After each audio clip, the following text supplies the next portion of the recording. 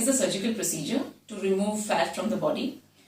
In this procedure, we make keyholes in the hidden areas of the body for targeting a particular area. Let's say for the abdomen, we would make keyholes in the pubic region and we suck out the fat through long cannula.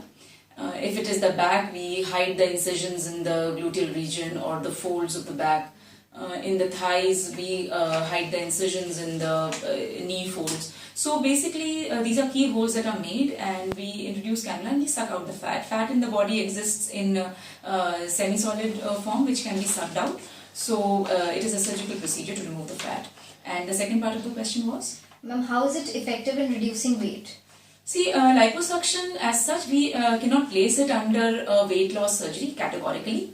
But yes, done for massive volumes, it does lead to weight loss. Even for small volumes, it leads to weight loss. Because after the surgery, the body goes into a catabolic state. It breaks down things. So definitely there will be a weight loss. But a very obese person, wanting a weight loss through liposuction is something which is not done by protocol.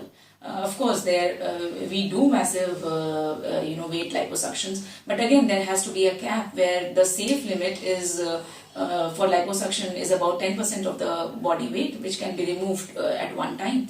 So, as a weight loss, it can be an adjunct to lifestyle measures, to diet changes. And with liposuction, that can as a whole be treated as a weight loss regime. But the ideal candidate for liposuction is always someone who is near the ideal body weight. Whenever we tell this to the patients, they're really surprised that, somebody near the ideal body weight why would they want liposuction at all?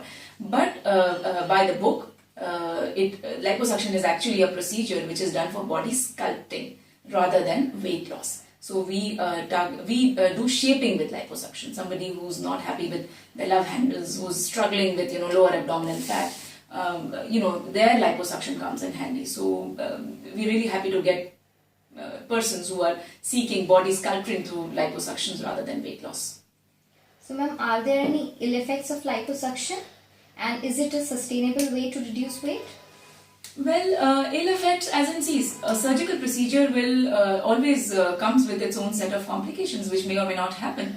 But yes, I always explain to my patients that the risk of a particular procedure is not only the patient's, but it is also the surgeon's. So, the selection of the patient is very important. The selection of the procedure is very important.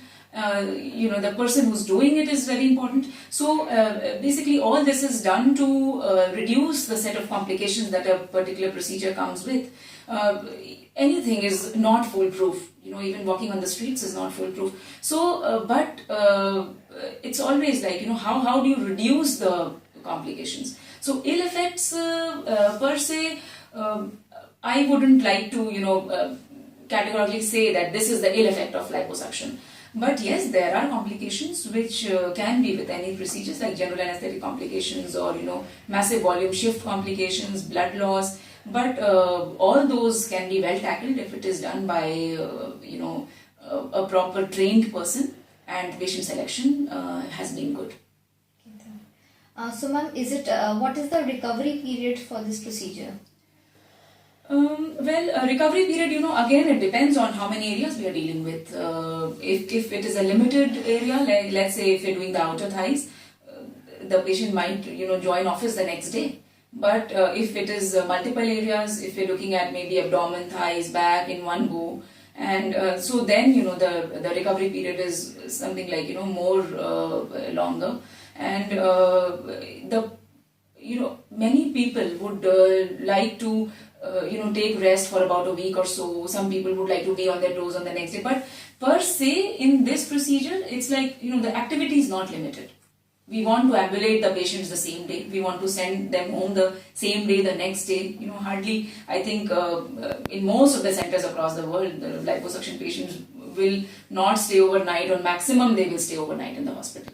So an active lifestyle has to be, followed immediately after the liposuction, because the 2 months, 6 to 8 weeks following the procedure is very, very important, and they have to utilize this golden opportunity to set their lifestyle straight with diet and physical activity measures.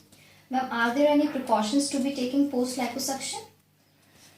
Well, post liposuction, like in the earlier part of the question that I did not, I think I skipped answering, was whether it is a sustainable way of weight loss. And again, coming to this question, it all it depends on the person undergoing the procedure, how motivated they are to maintain the positive effects that they have got through this procedure.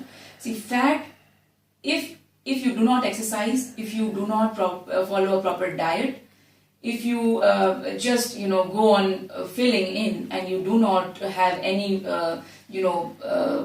outlet, as in physical activity, fat will definitely pile on.